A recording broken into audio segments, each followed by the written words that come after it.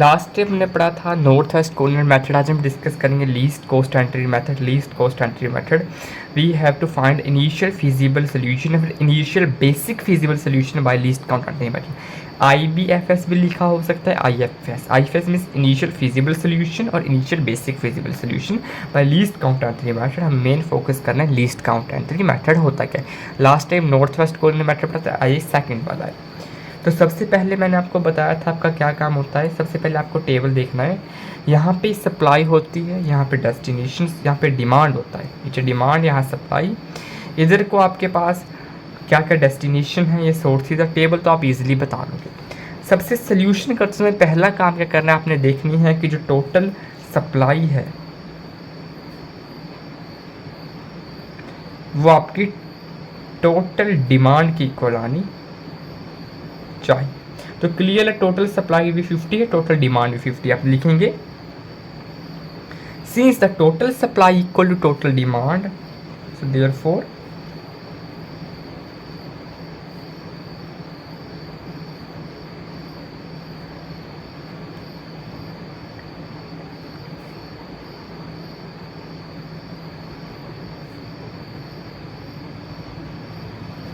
The given transportation problem is balanced. ये balance transportation problem है। अब आप LC या मेथड लगा सकते हैं। अगर बैलेंस्ड ना होती तो आप नहीं लगा सकते थे, तो पहले हमें बैलेंस्ड करनी पड़नी थी।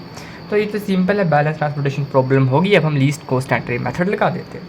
वही टेबल दोबारा से बनाना पड़ेगा।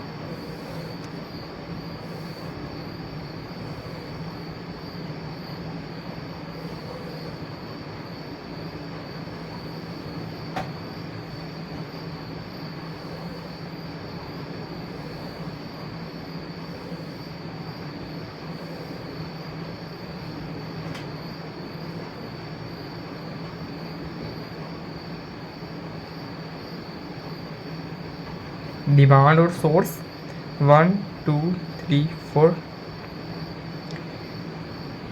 That is destination not demand. ठीक है, डेस्टिनेशन लिख दी, destination 1, destination 2, destination 3। Table same as is होगा। इधर आएगा सप्लाई,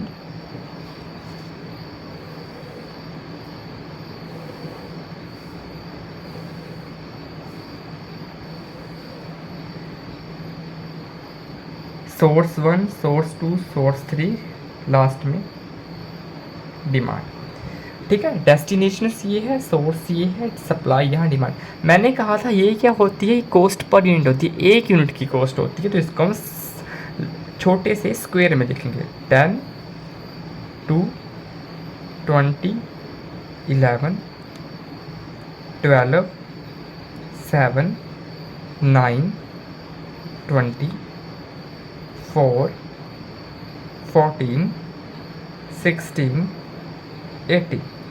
सप्लाई 15 25 10। डिमांड 4 16 15 15। अब आपने सबसे मेन चीज़ आपने याद रखनी है, जब आप कभी भी टेबल बनाएं तो आप एक बार दोबारा से उसे चेक कर लें, क्योंकि अगर आपकी एक भी गलती होगी या आपकी कॉस्ट गलत लिखोगी, कॉस्ट पीरियड, या आपने सप्लाई या डिमांड में गलती कर दी, तो आपका आंसर नहीं आएगा। चाहे जितना मर्जी टेबल करेक्ट कर लो, आंसर नहीं आएगा। तो आंसर नहीं आएगा तो क्वेश्चन गलत हो जाएगा। ठीक है, पहला काम आपने लिखना है कि ये बैलेंस ट्रांसपोर्टेशन प्रॉब्लम है। सेकंड, आपने टेबल कंस्ट्रक्ट कर देना है जहाँ पे कॉस्ट पीरियड को छोटे छोटे स्क्वेयर्स में लिखना है। थर्ड, आपने टेबल को दोबारा से चेक करना है कि आपने कोई मिस्टेक तो नहीं कर दी है। अब हम स्टार्ट करते हैं अपना method, least cost entry method. जैसे नाम से क्लियर है, लीस्ट कॉस्ट एंट्री मेथड मतलब लीस्ट कॉस्ट एंट्री मेथड में लीस्ट कॉस्ट देखनी है हमें।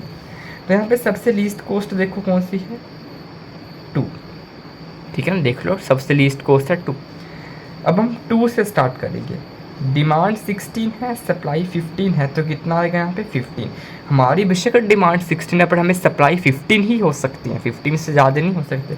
तो 15, तो यहाँ पे तो ज़ीरो, मतलब टोटल हमने पूरी सप्लाई ली, बट हमारी डिमांड अभी 1 रह गई है। तो यहाँ पे जब आपके पास कभी भी ज़ीरो आएगा तो वो वाली रो या वो वाला कॉलम एग्जॉस्ट हो जाएगा। एग्जॉस्ट का मतलब ये होता है कि वहाँ पे अब हम कोई भी सप्लाई नहीं ले सकते, हम वहाँ पे कुछ नहीं, यहाँ पे ऑलरेडी ज़ीरो हो चुका है। तो हम अपनी डिमांड दे के क्या करेंगे, डिमांड हम दे ही नहीं सकते, ऑलरेडी ज़ीरो है।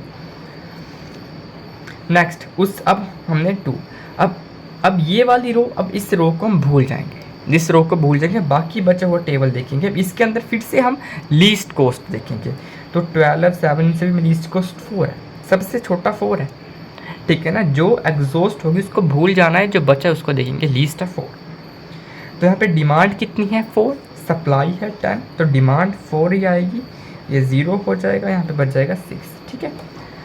तो ये जब 0 आएगा तब ये वाला कॉलम एग्जॉस्ट। अब इस कॉलम को भी भूल जाएंगे हम, हमारे पास कितना रह गया 1 2 3 4 5, ये 6 आपके पास रह गए। अब देखें हम इनमें से सबसे लीस्ट कौन है, 7 ही है, 7 ही है। अब यहाँ पे डिमांड कितनी है 1, सिर्फ 1 डिमांड है, सप्लाई 25, जितनी डिमांड जो कम होगा उसको सेटिस्फाई होगा, तो 1 आ जाएगा, यहाँ पे 0 ये एग्जॉस्ट कर जाएगी, यहाँ पे 24 रह जाएगा।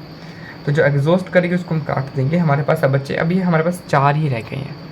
अब इनमें से सबसे लीस्ट कॉस्ट है 9, 9 ही ना सबसे लीस्ट। डिमांड कितनी है 15, सप्लाई 24, तो जितनी डिमांड है उतना ही हम, जितना चाहिए हमें उतना ही लेंगे ना, बाकी क्यों लेंगे। तो 15 आ जाएगा यहाँ पे, ये तो 0 हो गया, यहाँ पे कितना रह गया 9। तो अब ये वाला कॉलम भी एग्जॉस्ट कर जाएगा आपका। अब ये दोनों ही रह गए, इन दोनों में से लीस्ट देख लो कौन है, इन दोनों में से लीस्ट है 18, तो 18 लिस्ट है, पहले इसको फिल करेंगे। यहाँ पे डिमांड 15 है बट सप्लाई 6, तो 6 आ जाएगा, 0 क्रॉस, तो कितना रह गया यहाँ पे 9, ठीक है ना। अब यही रहा सिर्फ एक, डिमांड भी 9 है, अब सप्लाई भी 9 है, तो 0, लास्ट में तो आपका 0 ही हो जाएगा। तो आपके पास ये आ जाएगा, this is our least cost method. आपने बस सिर्फ फोकस करना है जो लीस्ट कॉस्ट है, जो जो कॉलम और रो कट रही है उस पर आपने ध्यान नहीं देना। अब आपने टोटल कॉस्ट निकालनी है।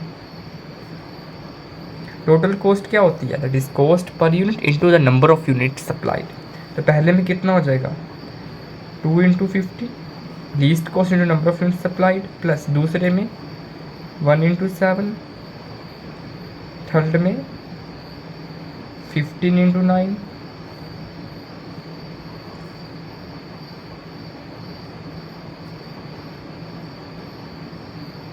आपने एक ही पैटर्न में लिखना है। अच्छा ये रह गया फोल्ड,